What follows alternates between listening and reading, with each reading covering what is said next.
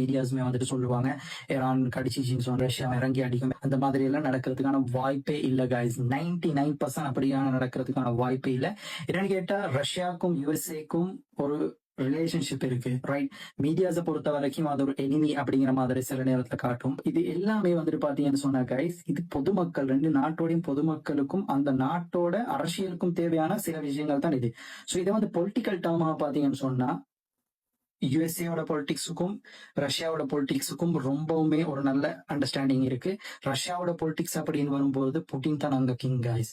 So அமெரிக்காவோட politics அப்படின்னு வரும்போது அது காலம் தீர்மானிக்கும். ஏன்னா அது ட்ரம்ப் தீர்மானிக்கிறது இல்லை. அமெரிக்கா கிட்ட ஒரு சிஸ்டம் இருக்கும், அந்த சிஸ்டம் ட்ரம்ப் எப்படி ஒர்க் பண்ணணும் அப்படிங்கிறத டிசைட் பண்ணும். ரஷ்யாவுக்கு இந்த பிரச்சனை இல்லை.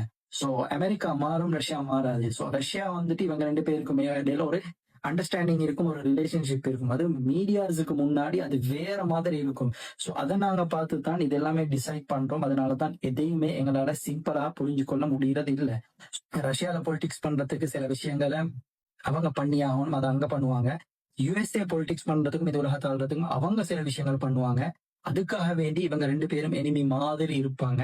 ஸோ ஆனா அது அப்படி இருக்காது கைஸ், ரைட்? ஸோ இங்க எனிமி அப்படிங்கிற இடத்துல வைக்கணும்னு சொன்னா ஈரானை மியூசியம் வைக்கலாம், நார்த் கொரியா மியூசியம் வைக்கலாம். இவங்க கூட எனிமி இல்ல. சோ இவனுடைய பேசினத்தை ஷோர்ட்டா சொல்லணும் அப்படின்னு சொன்னா கைஸ், நாளைக்கு ஈரானுக்கு போர் அப்படிங்கிற ஒரு விஷயம் வந்துட்டுண்டா கண்டிப்பாக சைனா ரஷ்யா சப்போர்ட் பண்ணும், ஒரு 10% மாதிரி. இதுவே அமெரிக்கா இஸ்ரேல் அப்படின்னு பாத்தீங்கன்னு சொன்னா அன்கண்டிஷனலி இஸ்ரேலை வந்துட்டு ப்ரொடெக்ட் பண்ணும். யாராச்சும் இஸ்ரேலுக்கு அடிக்கணும்னு நினைச்சாலே அமெரிக்கா இறங்கி அடிக்கும். இதுக்கு பிறகும் அதுதான் நிலைமை. சோ ஆனா இது ஒரு நாள் கையை விட்டு போகும் கைஸ்.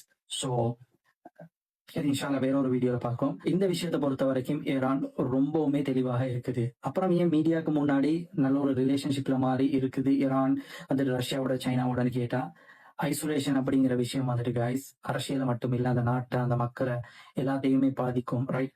ஸோ ஐசோலேட்டா இருக்கிறது அப்படிங்கிறது வந்து எங்களோட பர்சனல் லைஃப்லயா இருந்தாலும் சரி, சோஷியல் லைஃப்லயா இருந்தாலும் சரி, அது ஒரு கொடூரமான ஒரு விஷயம். ஸோ இதை சிம்பிளா சொல்லணும்னா ஸ்ட்ராட்டஜிக் ரிலேஷன்ஷிப் ஒன்று மெயின்டைன் பண்றாங்க. நாங்க எதிர்பார்க்கிற மாதிரி இப்படி இருக்காது கைஸ். ஸோ ஃபைனலா, in this world of power, alliances change, but ambitions does not.